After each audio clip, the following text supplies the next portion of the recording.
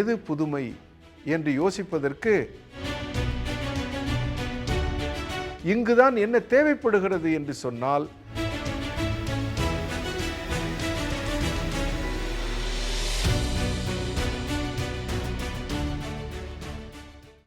அரசாங்கத்தை பார்க்கிறோம், சந்தையை பார்க்கிறோம், சமூகத்தை பார்க்கிறோம்.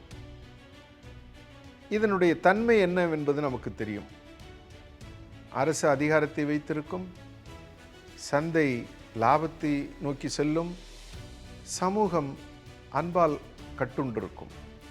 ஆனால் அழுக்குகளையும் வைத்திருக்கும், பிற்போக்கையும் வைத்திருக்கும், ஒழுங்கீனங்களையும் வைத்திருக்கும், ஜனநாயகத்திற்கு மாற்றான காரணிகளையும் வைத்திருக்கும்.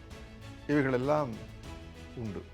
ஆனால் இந்த சந்தை விதிமீறாமல் இருப்பதற்கும், சமூகம் அரசமைப்பு சாசனத்தை பின்பற்றி நடப்பதற்கும் எது நெறிமுறைகளை கொண்டு வரும் என்று சொன்னால் அரசாங்கம்.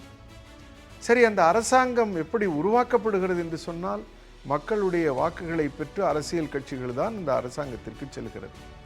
அப்படி செல்கின்ற பொழுது சந்தையை பார்க்கிறோம், புதிய புதிய பொருள்கள் வந்து கொண்டே இருக்கின்றன.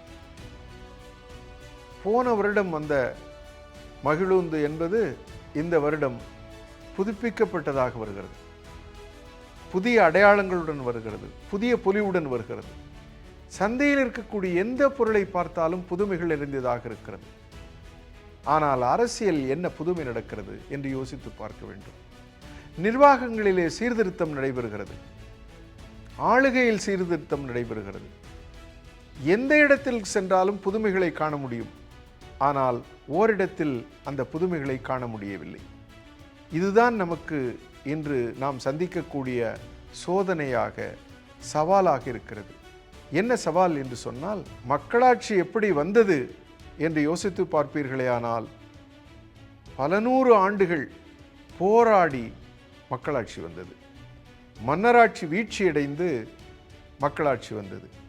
மன்னராட்சி நடைபெறுகின்ற பொழுது பல நேரங்களிலே எவரும் யோசித்து பார்த்திருக்க மாட்டார்கள் இப்படி ஒரு புதிய முறை ஆட்சி வரும் என்று.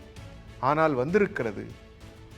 இன்றைக்கு மக்களாட்சியில் நாம் சந்திக்கக்கூடிய சவால்கள், மக்களாட்சியில் நாம் எதிர்கொள்ளும் வன்முறை, மக்களாட்சியில் நாம் எதிர்கொள்கின்ற ஒழுங்கீனங்கள், இவைகளெல்லாம் களைந்து மக்களாட்சியில் எது புதுமை என்று யோசிப்பதற்கு நாம் முயற்சி செய்து பார்ப்போமே. ஆனால் இன்றைக்கு இருக்கக்கூடிய இந்த மக்களாட்சியில் கட்சி அரசியல் என்பதுதான் மேலோங்கி இருக்கிறது.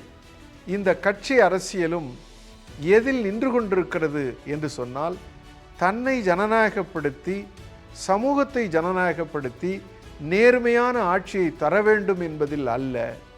இந்த கட்சிகளெல்லாம் நான் வர வேண்டும், எங்களை சார்ந்தவர்கள் வர வேண்டும், எங்கள் கட்சி ஆட்சியை பிடிக்க வேண்டும் என்ற முனைப்பில் செயல்படுகின்றதே அன்றி, மக்களுடைய பிரச்சனையை முன்னிலைப்படுத்தி இதற்கான புதிய வடிவம் என்ன, புதிய அரசியல் திசை என்ன, எது முன்னிலைப்படுத்தப்படும் என்பதை பற்றி எந்த புரிதலும் கிடையாது.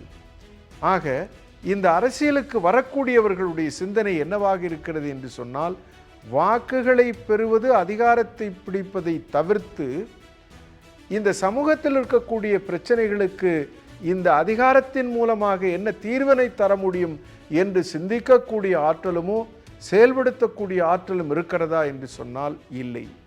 இங்குதான் என்ன தேவைப்படுகிறது என்று சொன்னால், நமக்கு புது திசை காட்டுவதற்கு புதிய அரசியல் சிந்தனை கொண்டவர்கள், புதிய வழிகாட்டக்கூடியவர்கள், மக்களாட்சியில் புதுமைகள் புதுக்கக்கூடியவர்கள் எல்லாம் இன்றைக்கு தேவை.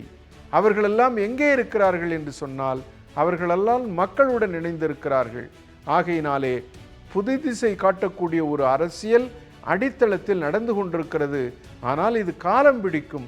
ஆனால் அந்த அரசியல் வளர்த்தெடுக்கப்பட்டால் ஒரு புது திசை ஜனநாயகம் என்பது இந்தியாவில் மலரும் என்கின்ற நம்பிக்கையோடு அதை ஆதரித்து நாம் அதை வலுப்படுத்த வேண்டும்.